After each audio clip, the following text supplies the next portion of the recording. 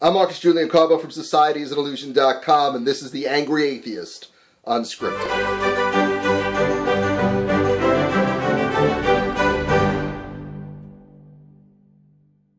So in the midst of putting together the video about Ben Carson, of course, this took place. Once again, we've seen an outrageous attempt to terrorize innocent civilians. This is an attack not just on Paris, it's an attack not just on the people of France, but this is an attack on all of humanity and the universal values that we share. First, let me say that as a person who has been to Paris, who absolutely loves French culture, who gave his daughter a French name, I was horrified when I saw that Paris had been attacked. One of 6 sites attacked in the heart of the French capital. And this is that explosion at the soccer stadium. You can hear it. At least 127 people killed. We're hearing that hundreds more wounded in the second major terror attack inside Paris this year. ISIS has claimed responsibility. And this morning we're learning that a Syrian passport was found on one of the 8 terrorists in Georgia. This is the 3rd major attack that ISIS has claimed responsibility for in just the last couple of weeks. As a combat veteran of the Iraq-Afghanistan era, it takes a lot for me not to simply fall into the tropes that generally come out when one of these things happen. I am doing my best right now not to go off on an absolute xenophobic screed, because even I, every person, even an atheist, a humanist, we have our biases. We have our beliefs, systems. We want to point fingers. I want to do all the things that are being done on both sides of the fence. But here's the deal. In the wake of all of this, there's been a lot of finger pointing. But at the end of the day, we have to travel back to what the baseline is. What is the catalyst that starts knocking down the dominoes? And we all know what that catalyst is. We all know. I'm the Angry Atheist.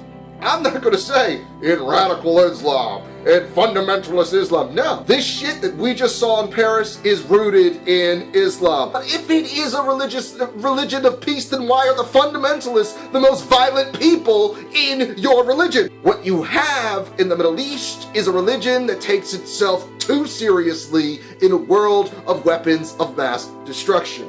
How much intellectual culture have we lost to Islam? How many lives have been lost to Islam?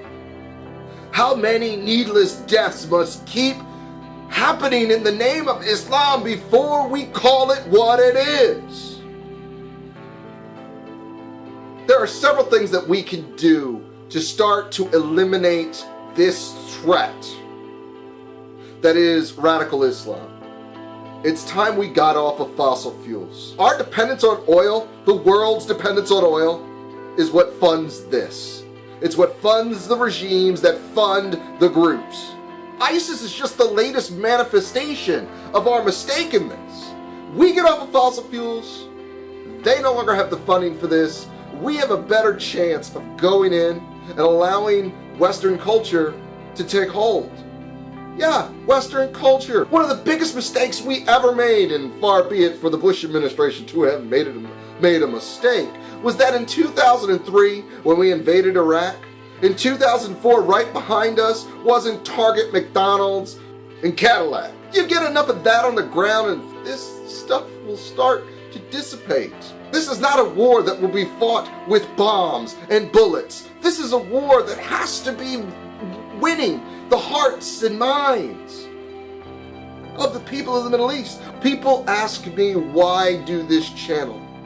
Why do this channel? Why are there Richard Dawkins and Sam Harris and Jacqueline Glenn's and the Amazing Atheist, the Friendly Atheist, all these groups that are out there? Why do this? And we do this in order to give other atheists and agnostics, or people that just want to step away from their religion, the courage and strength to actually do so, and the facts and support they need in order to do so confidently. We've got to reach out to the moderate Muslims. We have to give them the spotlight. We have to show them speaking out against things like Paris and Denmark. Because if we allow these individuals, this cult, this cultish atmosphere to continue where they keep their people uneducated and impoverished so that they consistently have a pool of individuals to volunteer to do this kind of thing. That's a failure on our part.